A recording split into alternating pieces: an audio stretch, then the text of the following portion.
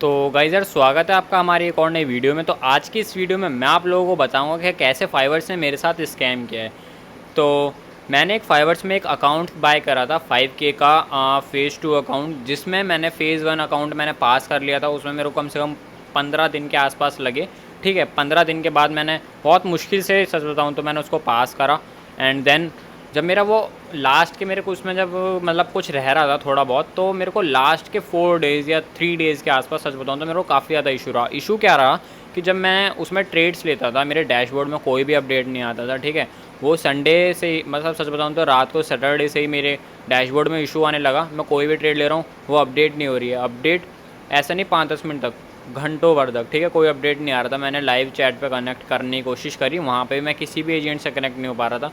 मैंने हार थक के ईमेल करा, ईमेल का मेरे को कोई रिप्लाई नहीं आया। मेरे को लगा संडे है, कोई बात नहीं, मंडे तक सब ठीक हो जाएगा। मंडे को पूरा दिन मैंने ट्रेड्स करी। ठीक है, और मेरे को कोई उसमें अपडेट नहीं आ रहा। लाइव चैट पे कनेक्ट करने की कोशिश करी, कोई अपडेट नहीं आया। मैंने ईमेल तक का ट्राई करा, ईमेल का मैंने और कोई रिप्लाई नहीं आ रहा। मतलब मंडे भी मेरा बिल्कुल पूरा गया। एंड देन उसके बाद मैंने ट्यूसडे को भी यही करा। मैंने ट्रेड्स भी ले रखी थी। आप ये सोचो, मेरे को सैटरडे मतलब संडे वाली ट्रेड्स मंडे तक कोई अपडेट नहीं हुई है। मंडे की कोई ट्रेड अपडेट नहीं हो रही है डैशबोर्ड में। ट्यूसडे को मैंने ट्रेड्स ले रखी थी, ट्यूसडे की मेरी ट्रेड कोई भी अपडेट नहीं हो रही है डैशबोर्ड में, कुछ भी हेल्प नहीं मिल रही थी मेरे को। एंड देन मैंने उनको ईमेल करा, चैट सपोर्ट पर कनेक्ट हुआ, कुछ भी नहीं हो रहा था। एंड आफ्टर देन मेरे को एकदम झटके से मेरा अकाउंट, मतलब मैंने टारगेट वारगेट सब कुछ कर रखा था, एकदम झटके से मेरा अकाउंट सब कुछ वेरीफाइड हो गया। मेरे को फ़ेज़ 2 अकाउंट मिल गया और मेरी ईमेल का भी रिप्लाई आया। ईमेल का रिप्लाई नहीं, उस टाइम पे ईमेल का रिप्लाई नहीं आया, मैं चैट बॉट पर कनेक्ट हो गया था। ठीक है, तो उन्होंने बोला कि अच्छा ऐसा इशू है, हम चेक करते हैं, ऐसे ऐसे करके। फिर मैं फ़ेज़ 2 अकाउंट में ट्रेड्स ले रहा, मेरे को सेम ये इशू आ रहा। ठीक है, और सेम इशू आने की वजह से और मेरे को समझ में नहीं आ रहा क्या हो रहा है क्या नहीं हो रहा है। ठीक है, मैं डैशबोर्ड में देख पा रहा हूँ। आप ये सोचो, रियलिटी में जो भी हम एनालिसिस करते हैं, मैं जो भी कोई अपना एस एल वैसल रखाऊँगा, मैं थोड़ा डैशबोर्ड को देख के करता हूँ।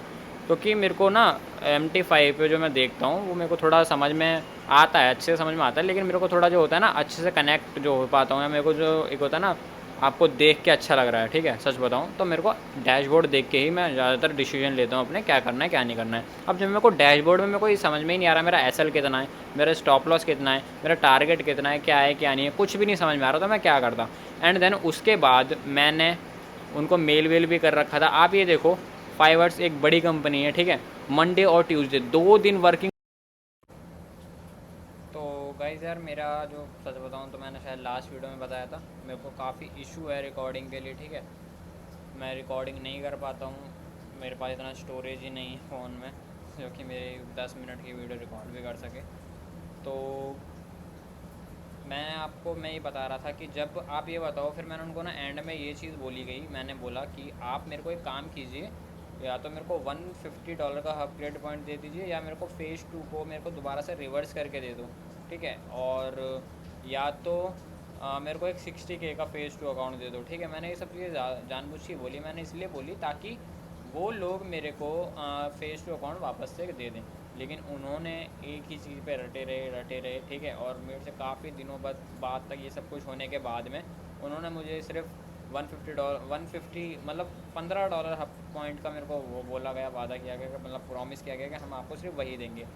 एट द एंड में जब उन मेरे को एकदम से मतलब ये समझ में आया कि अब ये मेरी कुछ भी नहीं सुनने वाले हैं, और ये सिर्फ एक ही मैसेज का रिप्लाई करे जा रहे हैं, बार बार एक ही चीज़ पर अड़ चुके हैं। तो मैंने उनको एंड में ये बोला, ओके मेरे को $15 का ये हब क्रेडिट पॉइंट दे दो, और मेरे को उसके बाद कुछ नहीं चाहिए। क्योंकि भाई मैं सोच रहा था यार अब छोड़ो, ठीक है क्या करना। देन मेरे को वहाँ से एक एग्रीमेंट आया। एग्रीमेंट की मैं ना आपको स्क्रीनशॉट, मतलब स्क्रीनशॉट साइड में लगा दूँगा, और मैं आपको लिंक भी दे दूँगा एग्रीमेंट का। एग्रीमेंट में ये क्या क्या था, एग्रीमेंट में एक काम करता हूँ, मैं आपको पढ़ ही लेता हूँ। ठीक है, मैं भी आपको एकदम अच्छे से समझाता हूँ एग्रीमेंट में मेरे को उन लोगों ने क्या क्या बोला गया है। ठीक है,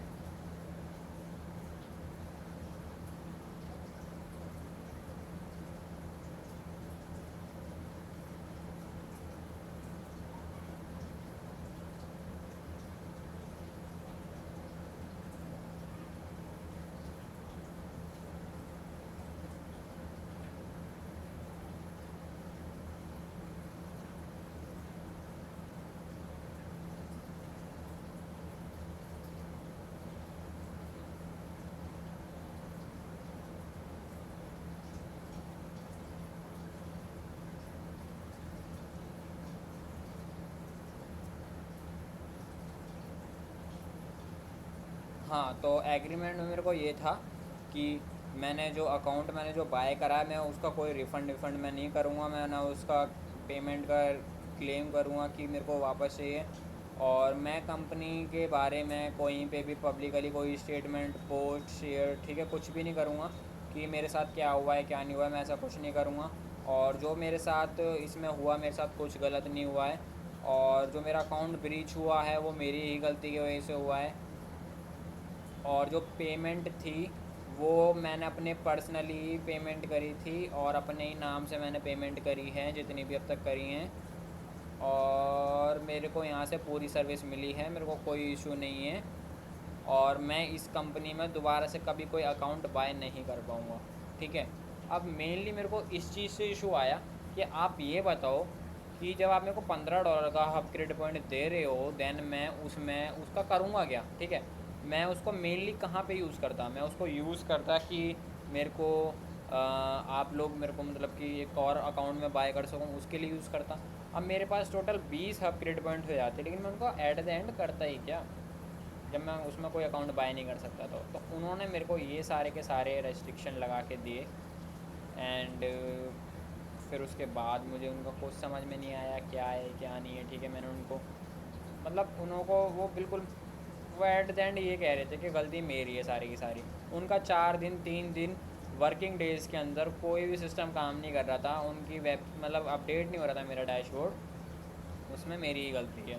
उन्होंने अपनी गलती मान के मेरे को $15 का अपग्रेड पॉइंट का बोला भी, लेकिन मेरे को चाहिए था फ़ेज़ 2 अकाउंट वापस, क्योंकि मैं उसका करता गया, ठीक है। मैंने मेहनत से अपना फ़ेज़ 1 पास किया, मुझे फ़ेज़ 2 अकाउंट चाहिए, लेकिन उनको वो चीज़ एक्सेप्ट थी नहीं। और उसके बाद में उनको वो चीज़ एक्सेप्ट थी नहीं, तो